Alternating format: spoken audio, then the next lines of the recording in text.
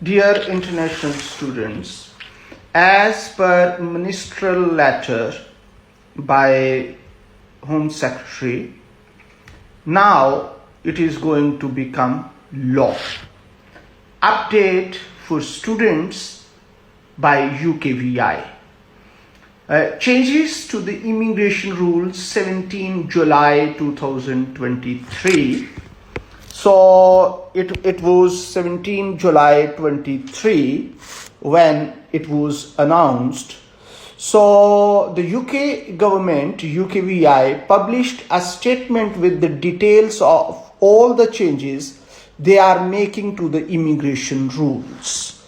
So this statement is called a Statement of Changes to the Immigration Rules, HC 1496.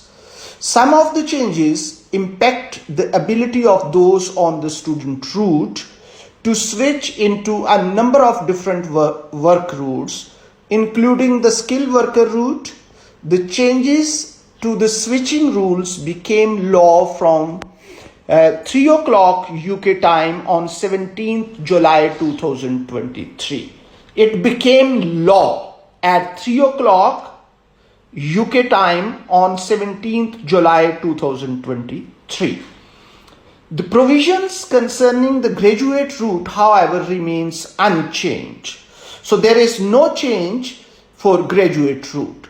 As the changes announced are extensive, so still different people from the fraternity of education, they are trying to find the real changes and outcome of all these changes. So first of all, let's talk about appendix student. Of course, we are concerned with that. So we need to understand regarding dependents.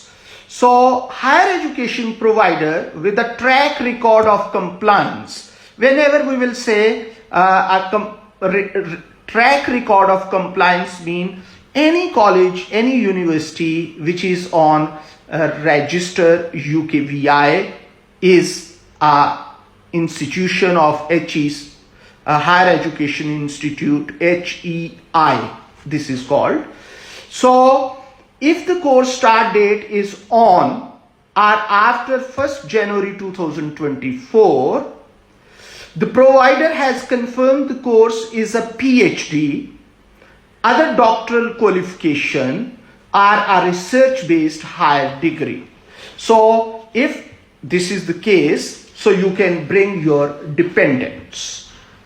Then most critical change, which was that if you do not complete your degree, so you cannot apply. So we need to understand that this is called appendix skilled worker.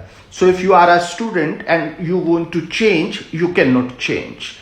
So but what is this whole situation? Let's try to understand it. So an applicant who is applying for permission to stay and has or last had permission is a student must fulfill one of the conditions. These are the three conditions. So number one, the applicant must have completed the course of study for which the confirmation of acceptance for studies was assigned. So if your case letter was assigned for any particular course, so you need to complete that course, not any other course.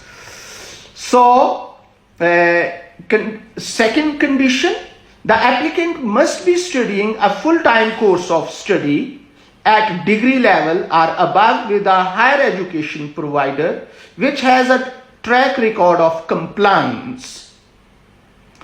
And the certificate of sponsorship, COS, as when you want to study in any college or university, so you have CAS. When you want to work under tier 2 or skilled worker, so this is called COS.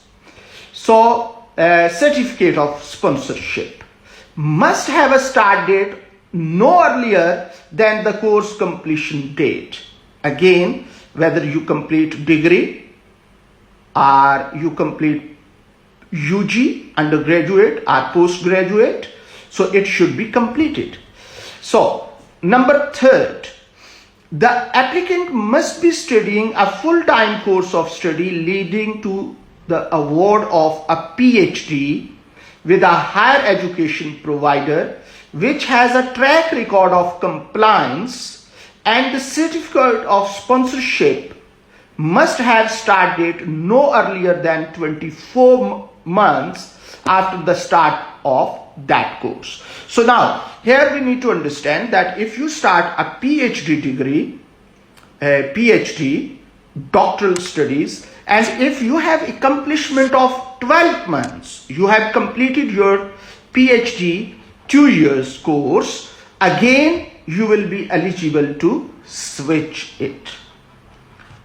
Undergraduate or postgraduate, complete degree, but if you are completing your PhD, then it should be 12 months. So if you do not complete 12 months, so you cannot apply. So it's important to show genuine that you really want to work under this category. Then there is Appendix UK Ancestry. So if you have any question regarding UK Ancestry, so you can call. So same requirements. So if you are on student visa, same requirement will be there to complete.